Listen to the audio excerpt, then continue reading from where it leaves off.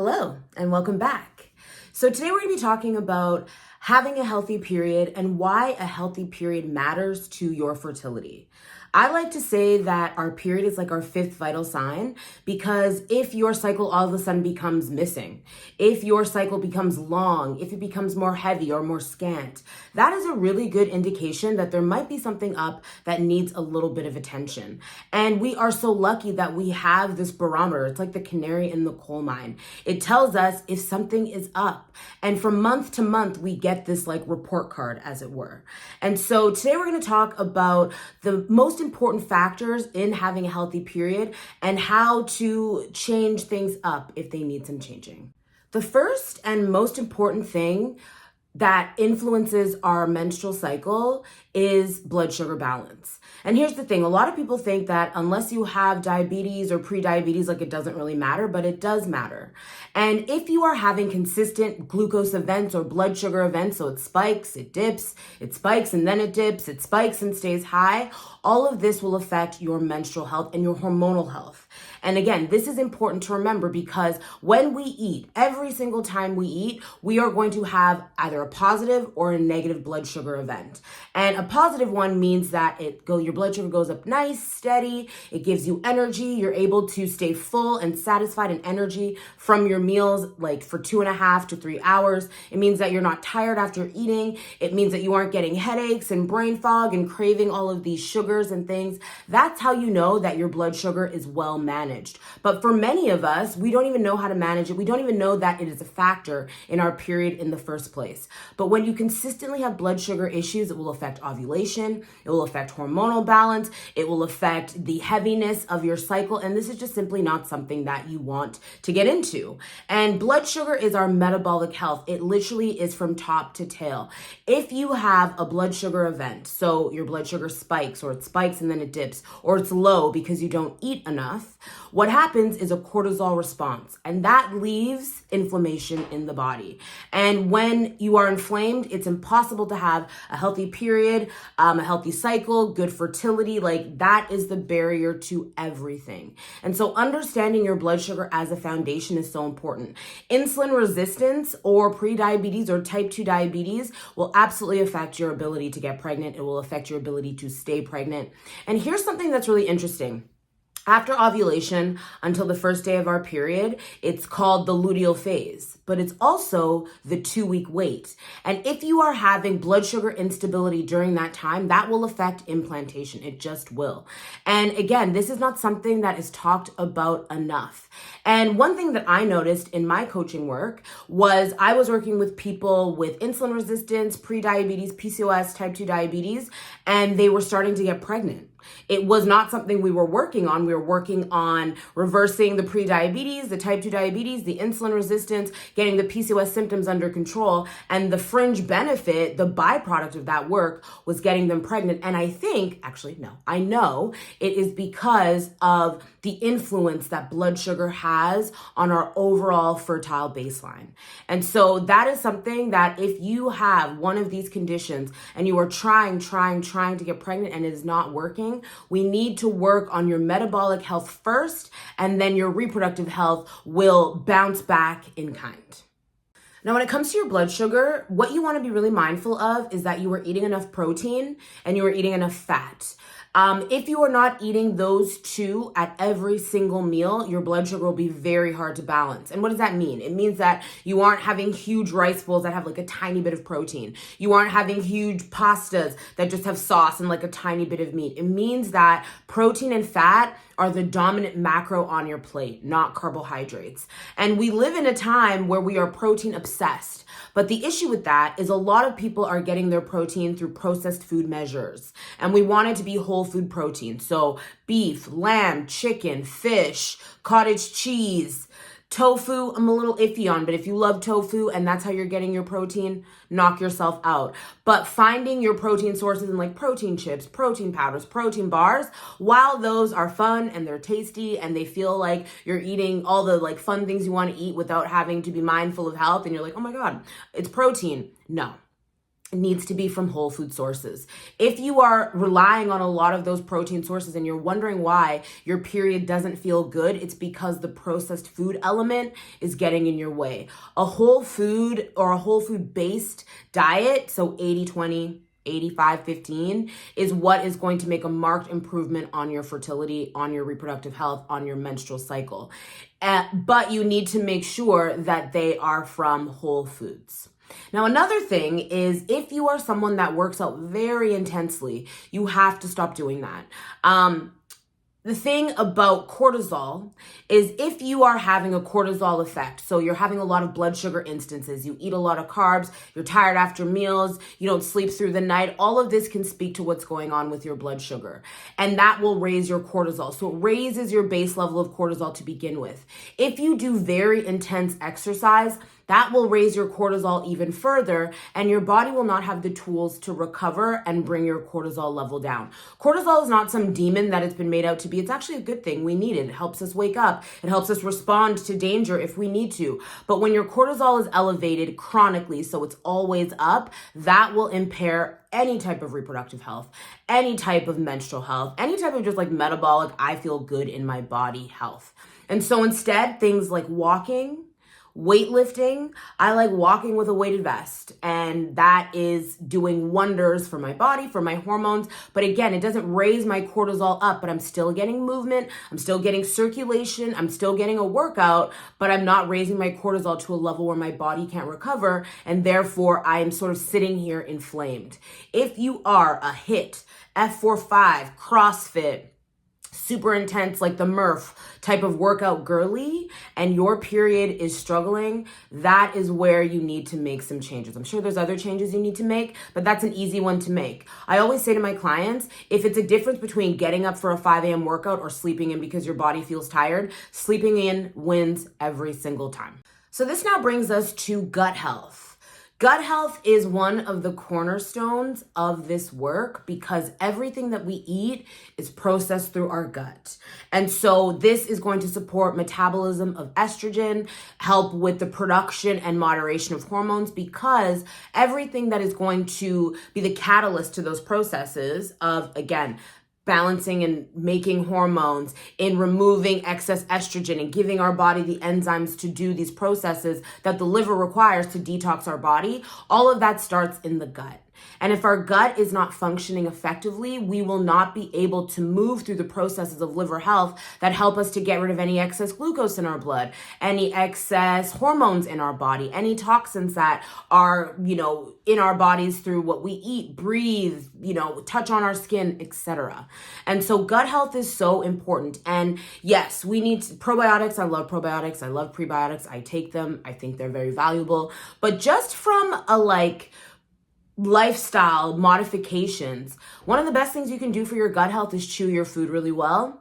The second best thing that you can do is make sure the food that you're chewing is not processed, because that will affect your gut lining, gut permeability, so leaky gut, which is terrible for your hormones, is terrible for your body in general. It will, again, if you are giving your gut the tools to digest the right foods, that's when health and menstrual health and reproductive health sort of opens up to you. And so again, we want to be making sure that we are chewing our food really well, but the food that we are giving our body is not heavily processed. Look, I get it. Processed food is fun. It's delicious. Like, I had a Built bar, one of those Built Puff bars, and I was like, this has 25 grams of protein and it tastes like a candy bar. I loved that. But I also recognize that despite that, it is also still a processed food. It is a treat. And so we have to sort of regard it that way. I'm not saying never, ever, ever have it, or you can never have a cocktail, you can never have this, but all of the good stuff needs to be in a higher volume than doing those slight little habits. Now, you also want to avoid cold food in the week leading up to your period and on your period, especially if you experience a lot of pain, because when your body is doing things like managing pain, digesting food, that's a lot of energy. When you are on your period, there's more to do in the body. And when you are eating a lot of cold food, drinking cold ice water, drinking smoothies, having lots of salads, what that does is it makes your body have to do an extra task. It has to first warm the food up, then it can go about about digesting it. Also, if it's raw food, that is also harder to digest than cooked food. And so I always say to people that if we are struggling with our fertility, if we are struggling with our period and our menstrual cycle, start warming up your habits. So you start, instead of drinking cold ice water, you drink either room temperature water or warm water with lemon.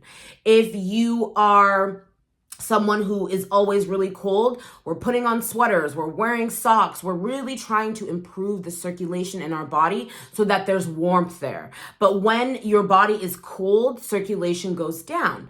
And that is bad for your cycle, but it's just bad for you in general. And so eating warm foods, trying to make an effort to stay warm is going to be very valuable, especially if you are someone who experiences a lot of pain during your cycle. But your gut health matters a lot. But I will also say blood sugar is the top of the pyramid. The reason being is that if you have a blood sugar event, so your blood sugar spikes and then it dips, what happens is you go into that cortisol response. And then your body floods your arms and your legs with all the blood in your midsection because it believes it has to fight for its life or run for it, which, whether perceived or true, that's how your body feels. And so then you are, just by that, robbing yourself of the resources to digest food effectively. So talking about gut is layered on top of what we talked about with our blood sugar. And once we've understood our blood sugar at the top layer, then we've moved to the gut, then it's all about liver health. Liver stagnation is something that they talk about in Chinese medicine, which can really affect PMS, hormone production, period pain. And there are people out here that will say the liver detoxes itself. You don't need to worry about that. That is an untruth. Yes, when we were designed as human beings hundreds of thousands of years ago, we weren't dealing with petrochemicals. We weren't dealing with BPA. We weren't dealing with phthalates, all of these different things that our body now has to digest. And so therefore, we have to boost our liver and give it the tools that it needs to do its job effectively. I would also challenge you to look at the people that are like, oh, the liver doesn't need any work. How do they look? Ask them how they feel every day. And then take your answer from that. I digress. When it comes to liver, it's very important that you understand that, again, gut is one of the primary functions that's going to feed good liver health. The reason being is there's 5 phases of liver detoxification, and all of them are kicked off by enzymes that are derived from the food that we eat, which is why whole foods is very important. And so if you are not giving your body the right kind of food, if you are not chewing it well enough, if your gut isn't able to interpret and send out the food where it needs to go and the enzymes where it needs to go, your liver is not going to be able to do its job effectively. And so that is why, eating things like bitter greens that can help with liver function, being really well hydrated, because all of these 5 phases of liver detox require hydration to happen. They require the enzymes from food, but they also require hydration to happen. The liver is one of those places that does everything. Like if your liver is down bad, you are down bad. Straight up. Like people who have liver issues, they don't feel good, they don't sleep good, they don't digest good. They just do not have abundant vitality, abundant fertility, abundant anything. Because the liver is kind of like, other than the heart, is like the central command zone. Because it is detoxing things that you eat, drink, breathe in, put on your skin, all of it. The liver does so much. And many of our excess hormones and any excess blood sugar and all of those toxins, they come out through our waste. And that is liver process number 2. There's 2 phases. There's 5 functions of detox, but there's 2 phases of detox. And if you don't give your body the right food and enzymes to do phase 1 liver detox, phase 2 of the removal of everything cannot happen. And that means excess hormones floating around your system, excess toxins floating around your system. And especially in the regard of hormones, that means more pain, estrogen dominance potentially. It means progesterone weakness, so you're spotting before your period. All of this is terrible for your cycle.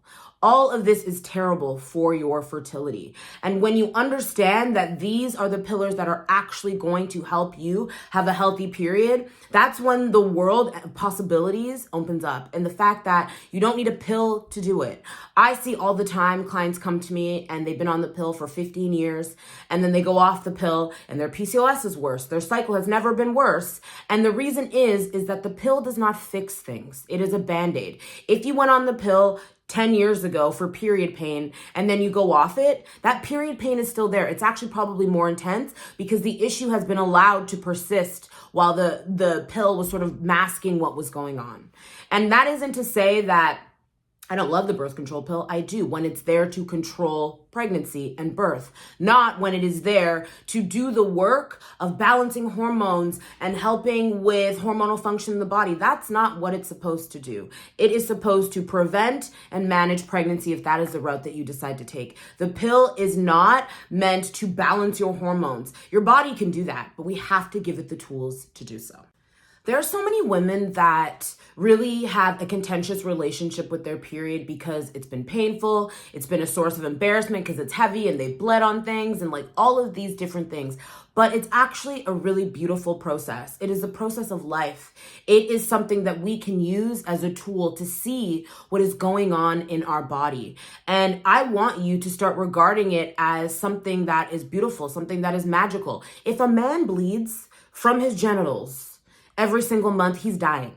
We, on the other hand, that is the source of life. It is life-giving. And when we change the dynamic of our period, we change our relationship to it. You cannot hate your period and be like, but I want to be pregnant, You have to fix that. You have to come to a better baseline with that. You have to regard it as what it is, because without a period, there is no pregnancy. Without no pregnancy, there is no baby. And so you have to look at that and say, I am grateful for all of these processes, and then give your body the tools that it needs to have in order to have a pleasant experience. Look, I'm not going to lie to you. No period is like, oh my God, this is pleasant, because it's a time of slowing down. It's a time of going inward. But when you are not sitting in pain or discomfort, then you can actually start to understand what it's trying to tell you.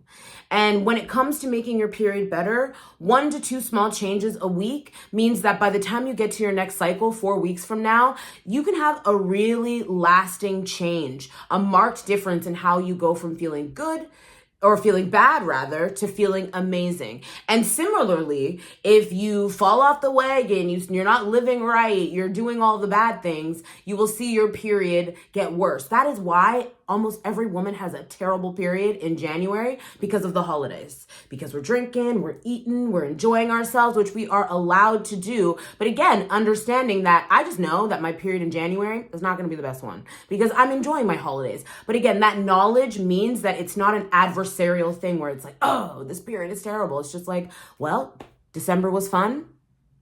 January is going to be what January is.